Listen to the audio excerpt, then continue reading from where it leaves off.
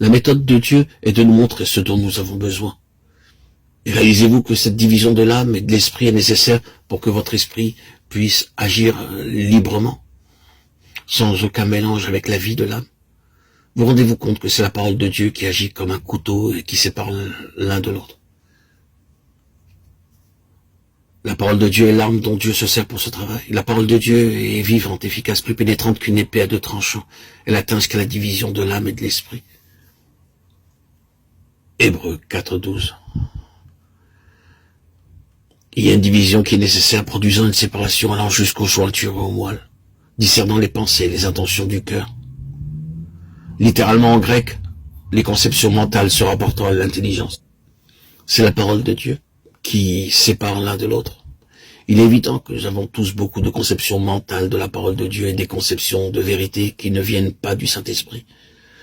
Des conceptions, par exemple, de la manière dont Dieu devrait agir, de notre impuissance à discerner son action quand il agit contrairement à nos conceptions mentales. Nos idées préconçues sont certainement ce qui empêche le plus le Saint-Esprit de nous révéler la volonté de Dieu.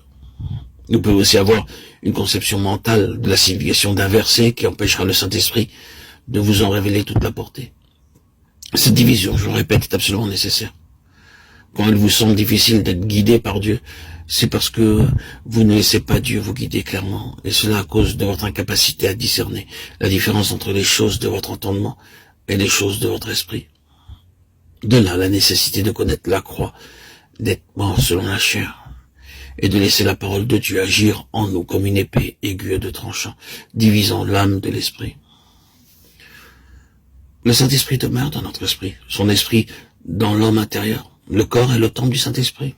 Il est vrai, mais ce n'est qu'une simple enveloppe autour du sanctuaire dans lequel il habite. Cette enveloppe, ce fourreau, peut être vivifié par la vie de Christ. Si donc l'esprit de celui qui a ressuscité Jésus habite en vous, celui qui a ressuscité Christ d'entre les morts rendra aussi la vie à vos corps mortels par son esprit qui habite en vous. Romains 8:11. Il nous faut connaître à un très haut degré cette vie divine, vivifiant nos corps, afin que nous soyons capables de soutenir la lutte actuelle. Nos forces naturelles sombreraient, c'est pourquoi Dieu vivifie nos corps mortels, pour nous permettre d'endurer ce que ni la chair ni le sang ne pourraient supporter sans mourir. Une des tentations dans la guerre spirituelle est la fatigue corporelle. On est souvent tenté de se dire, il faut que je m'arrête, au lieu de se confier au Dieu qui ressuscite les morts, qui peut vivifier le corps mortel, pour qu'il puisse endurer et triompher dans et à travers toutes les luttes. Dieu prépare en ce moment des âmes auxquelles il enseigne le sens profond de la croix du calvaire.